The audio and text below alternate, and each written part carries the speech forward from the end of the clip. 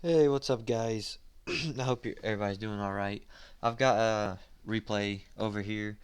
Me playing as Draven ADC. It was pretty good. I was recording the game, but my shadow play kind of got stuck. So I thought I was recording, but I wasn't. So we're gonna have to use a replay for this game right here. We got Neo playing top Riven and Extravity playing mid Zed. So we got a few people that we know playing with us. Uh, hmm. There we go. I was wondering where that was. Just I've never used this, so okay, take that off. We're gonna go on me. There we go. All right, perfect.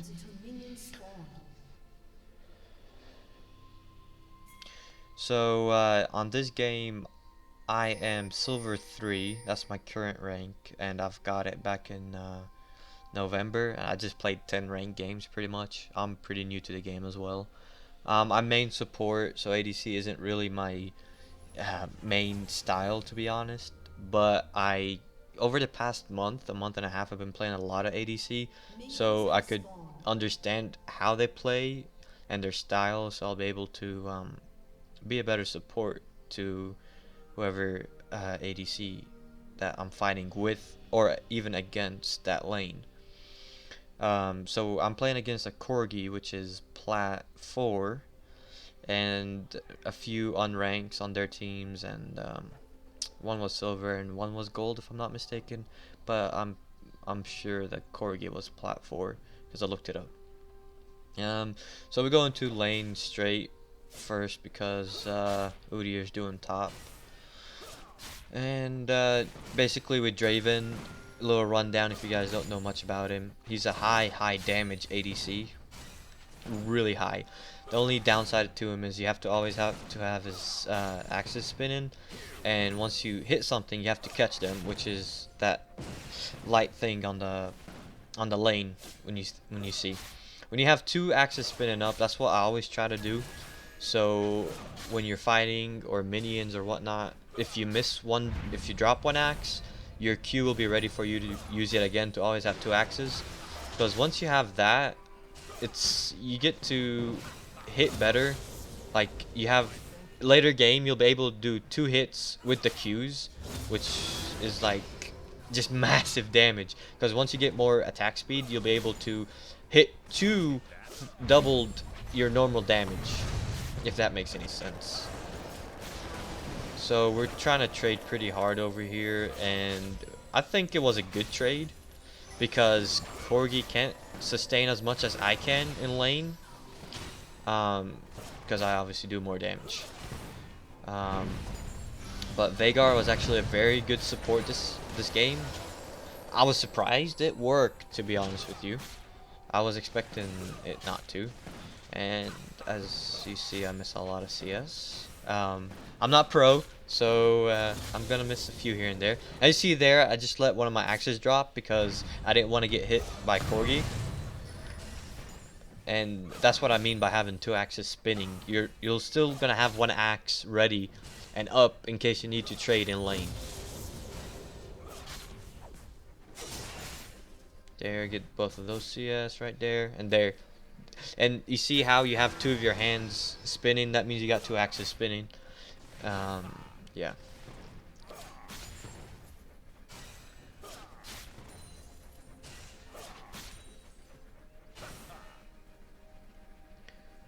So far it's not really bad. Sona's been poking us a lot, but as you see, me and Corgi have the same CS right now. Sona's a big bully, and I didn't want to go fully. If you wondered why I went for the movement speed right there, was because one of my axes was about to drop. She's a big bully in lane, and if you don't have a Thresh or a Blitz or somebody that has a pull to get on her, then she's gonna keep poking you down, and there's nothing you could do about it. And you don't want to go in because if you focus the Sona, Corgi's gonna do a lot of return damage on you. So as an ADC, you want to try to let your support take care of Sona, and there did some good damage. Draven's very, very high damage. Like you'll see later on in this game. This was a really good game by me, so that's why I'm even bothering going through replay. And yeah.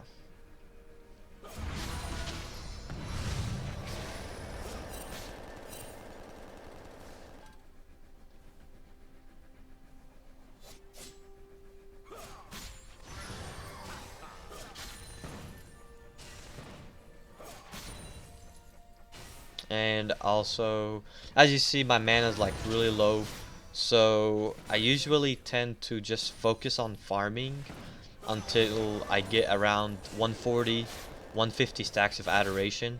And the reason for that is because you could cap in 400 bucks immediately, and to me, I feel like trying to bully a little bit more in lane than getting a kill is important early game.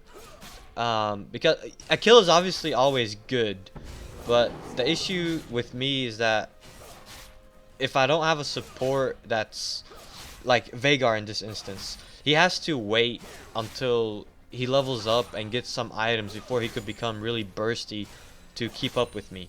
And going in with Sona and all of her damage that she's putting, and then Corgi on top of that, is really risky. So that's why I'm playing this lane a little bit safe. And just gonna let that one drop right there. And got some pretty good gold. Should be enough for a BF back, if I'm not mistaken. Yeah, BF and a pot. Once you get your BF, that's when you wanna start just going in a lot more and doing more heavy trades, because your BF with your axes can beat almost every single ADC there is there, plus their support hitting you. It's just the amount of damage it outputs. The BF just it's amazing.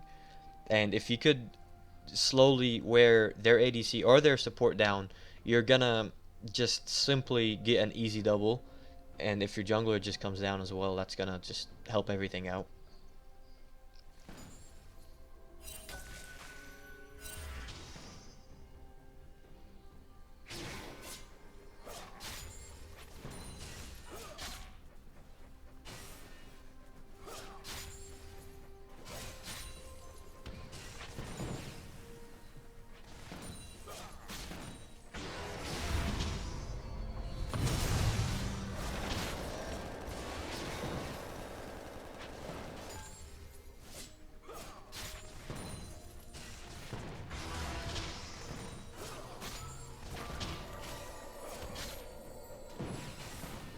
So you see Udyr coming in for a gank right here, and Veigar did an amazing job at starting to engage, but Udyr decides to back off, and we just stayed CSing on the tower, which is fine by me, can't complain. Alright, and Udyr is coming in right now. Veigar again with an amazing amazing engage. And over here, because I'm like really low, so what I do is I just stay back, and then I go in. That Jax made no sense right there. Easy kill for me. I mean, I'm surprised I didn't die over there.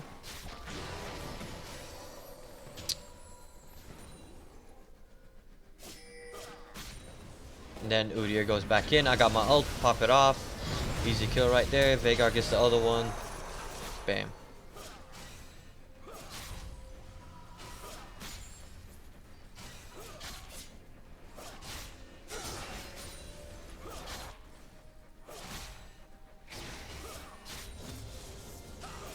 So that was a really good fight that we managed to do right there. It started off with Jax being there, and Udyr was really good going in because me and Veigar were really weak. Udyr was almost full, so he went back in. We had a, it was really good. Overall, great team fight.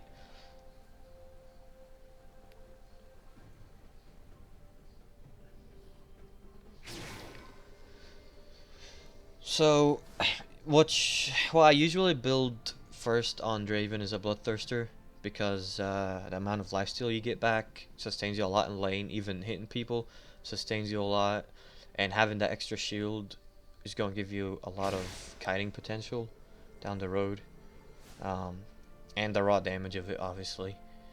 And what I do is I try to get my boots and the sword. As we go over here, we're going in.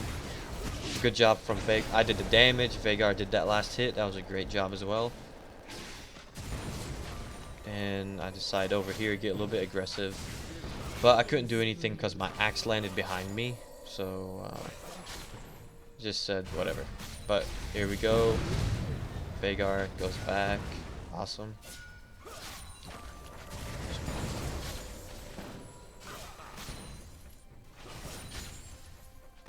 And see over here, using my E, go there. Yeah, I think I get this kill, or Veigar does. Yep, Veigar. So he was out of position. Uses my E to knock him a little bit to the right. That way he doesn't have a escape. And we already saw him that he used his like flying mechanism thing to go back to the tower a few seconds ago. So you know he was stuck there. He couldn't do anything about it.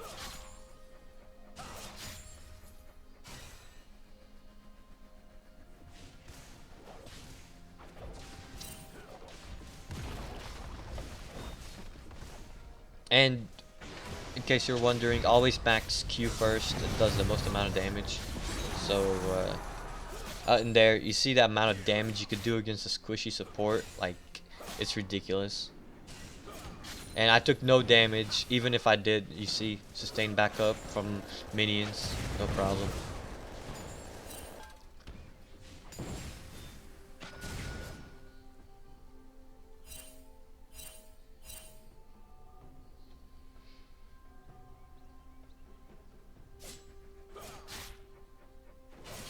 And this was like a silly thing on me.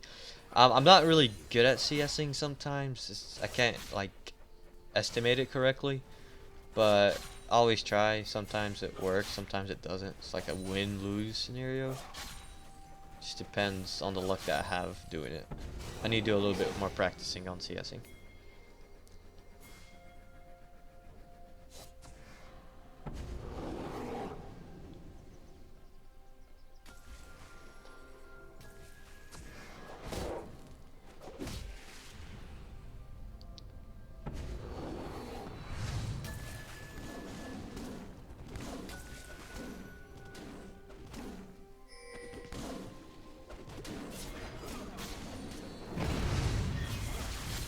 You know what? While I was doing this game, I didn't even know there was a ward there.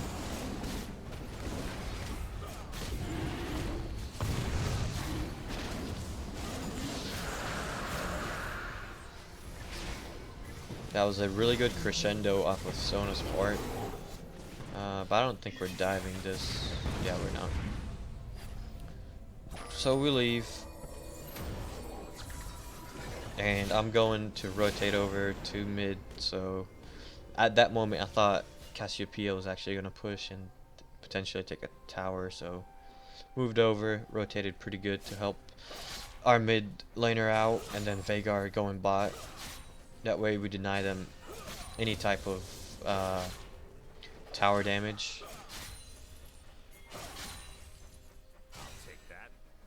And Riven seems to be having a little bit of a hard time. 1-4-0, but if you pay pretty good attention, Malphite and Jax were constantly ganking that lane, so she had no breath to take. Her CS is, I mean, pretty good for being ganked that much, and the good part is Jax. I mean, Jax is just Jax. He doesn't need much to become fed.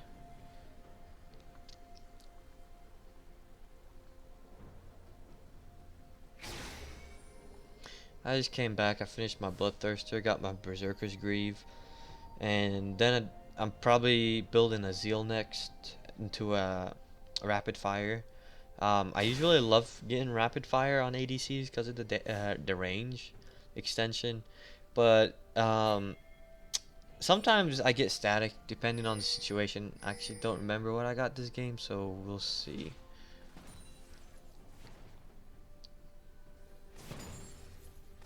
Veigar used his Frost Queen, and we're just going to try to CS a little bit. So we got 53 stacks of Adoration right now. That's really good. If I kill somebody, that's going to give me like 150 extra gold. Really good stun right there from Veigar. My E hits. We're going to go a little bit aggro on them. He's dead. Get the kill on Sona, and I just decide to go for it. Why not? Flash. Q. All good. Heal just in case. Because at that time, I wasn't really sure where Jax was. Obviously, you saw from the map. But I wasn't sure where he was, and I was afraid he was actually there. So I just took a precaution. If I healed, I would have taken the Jax if he was there. If I didn't heal, he could have literally jumped on me and one-shot me. And now we're going mid. Just easy kill right there.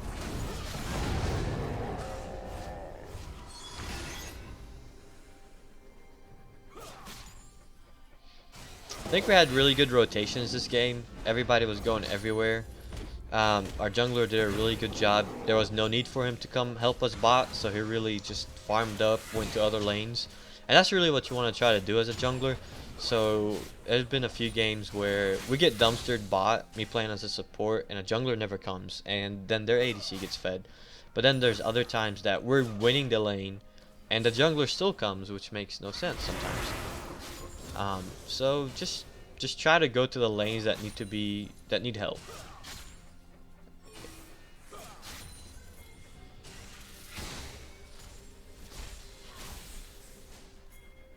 Another thing is, the reason why I'm still mid at the moment was because Corki is just getting dumpstered on right now, and he's not gonna CS too deep because he knows he'll probably die. So there's no point of going down when I could be there helping my team, getting potential kills. So I just left it. If he took tower, he took tower, but he probably would have died. Actually, I don't know why I ulted right there. I guess I wanted some more damage, but it's just a waste. Just getting a few hits off there on the Raptors just to get my my axes running. Help Udyr out right there, and then I'm gonna back.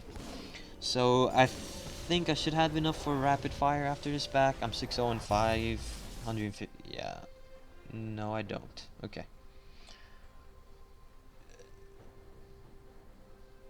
Waiting for my mana to regen, and then I'm gonna go back in. Okay. No, I must be pretty close to the rapid fire. Alright, I got static. Alright. I probably went static.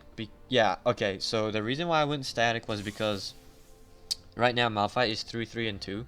And one of my intentions for me getting static was so when Malphite is going to ult in, his whole team is going to come and help him out when we team fight. And the reason why I get static is because if I get one shot onto Malphite, I'll be able to hit their whole team. Rapid fire is obviously a great choice, but I felt like static with Malphite's ultimate is like a great counter for me to do extra damage off of everybody, and that obviously helps.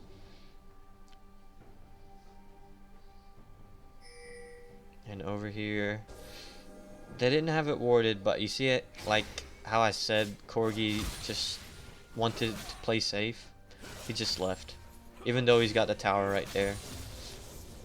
I'm pretty sure if Veigar got a stun, that would have been a quick kill right there. Now we're pushing the lane in. We're going to try probably get the tower, something like that.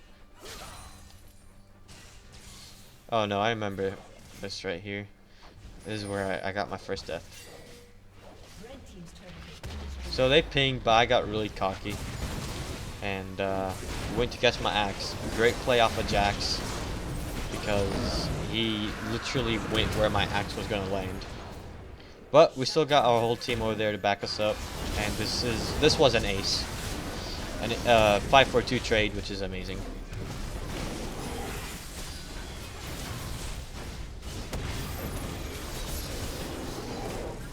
there. That's dead. And then Riven goes after Cassiopeia. Dead. That was a great fight. I was just off a bad positioning and I got really cocky. So I got my death right there. Try not to get cocky as an ADC because once you, and that's one of the reasons why I don't play really aggro in lane early game, because one simple mistake with Draven, and once they reset, once you die, you lose, I think it's 50 or 55% of the adorations you currently have. And once that happens, you know, you're not going to cash in much money that you worked really hard on, and their ADC is going to have a kill on you. So if let's say you get a kill on their ADC and he kills you, like double knockout, you will still win that trade because you will probably have at least 50 to 100 stacks of adoration. And once you have that, like, even though he got 300, you got 300 plus 200, if not 300 from the stacks, so you are still coming out ahead. But if you die and don't get anybody, so my thought is, if you want to die as Draven, you always need to take at least one guy with you, so you get your stacks of adoration. Because if you die, you lose half of your stacks. They don't reset. And then once that happens, you pretty much are behind, because, and over there I just saw Malphite and I was like, I'm out. I'm not gonna try to fight that guy. Once you lose your stacks, you know, you're gonna be behind on money, and their ADC is gonna be in front by money. And once you can't compete damage wise as Draven, you're nothing. If you don't have damage, you're nothing as Draven. Well, you could say that for almost every ADC, but Draven is worthless if he doesn't have the damage. Like, you could have attack speed on Draven, but it's not going to serve no purpose. You want to go as much damage as possible, and you want to have 1 or 2 crit items. That's it. And over here, we're just poking around. Nothing to do. Hit that turret right there. Keep my axes spinning. Don't want to drop no axes. And yeah, this is where we decide just to leave, because they've got like 4 up there. Udyr is trying to lap in around them. I don't know what happens over here, so we'll check. We actually dumpstered them this game. Like, you can see 24-9. I mean, Zed really did well mid. Completely shut down Cassiopeia. The only lane they did win was top from Malphite, because Jax just constantly ganked there. And a lot of pressure on there. So, and as you see over there, the damage from Static Shiv did some to Corki. Any damage is better than no damage as an ADC. And I just ran over there in case they were trying to come in and attack. Just a little precaution. Hit the tower again, keep my axes spinning in case they wanted to come in. I think that's a really big challenge with Draven, is keeping his axes spinning so you could do your damage, and also just trying to catch them. So the mechanics behind it is a little bit rough to get in at first.